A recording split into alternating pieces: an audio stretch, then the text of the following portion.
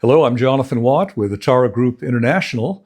We hope you are enjoying our series on mental health and well-being, and if you are, please press the like button and consider subscribing to our channel.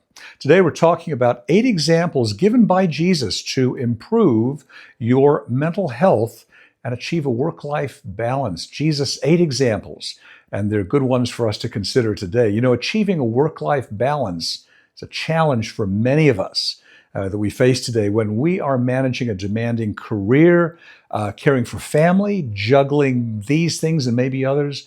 And the struggle isn't limited to those who work outside the home. Full-time caregivers often face unique challenges along these very lines, feeling isolated and overwhelmed. Well, despite the demands of life, Jesus provides timeless examples that can give us help toward a healthier balance between work and rest. We'd like to look at some of these today and see what you think. First thing we're going to mention is have some fun. John chapter 2, verses 1 and 2 remind us that Jesus attended, for example, a wedding celebration, highlighting the importance of taking time to enjoy life's joyful moments.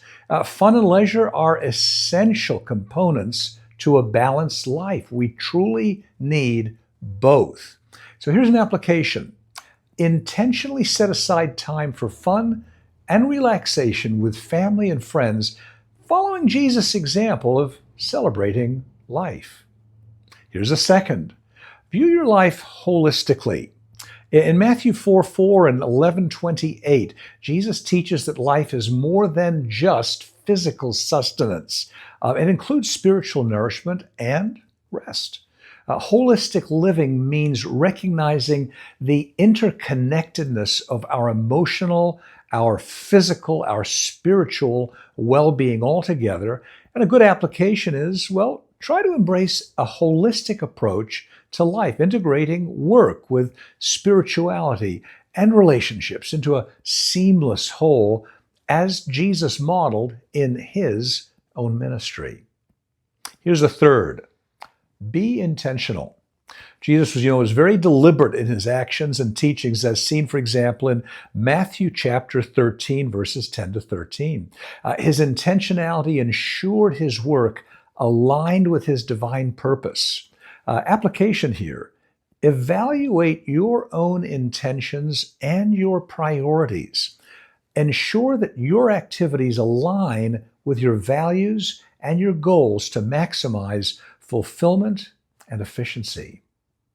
Here's a fourth. Get away.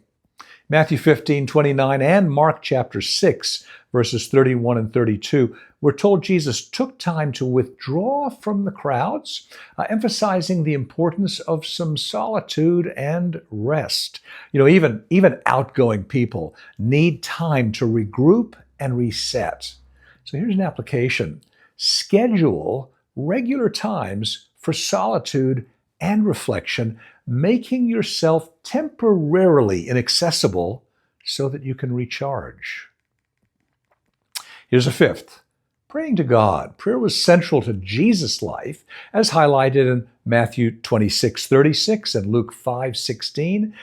It provided him with strength and guidance. We see it in his life. So an application pretty easy to make here. Dedicate time to prayer and spiritual reflection and allow them to rejuvenate your spirit and provide clarity in the midst of life's chaos. Number 6, let others come to you. Jesus allowed others to seek him out, as seen in John 4:30 and John 7:37. He wasn't always available, but he did allow those who needed him to find him. An application. Set boundaries to manage your availability. Allow others to seek you when necessary, but balancing your personal time with responsiveness to others' needs. It's an interesting challenge, but one we need to be up to. Number 7, leave certain things undone. Jesus understood the importance of prioritizing his mission. As shown in Matthew chapter 23, verse 23, he focused on his core purpose, leaving lesser tasks behind. Application here. Identify tasks that don't align with your priorities. Consider letting them go. Focus on what truly matters to you and your calling.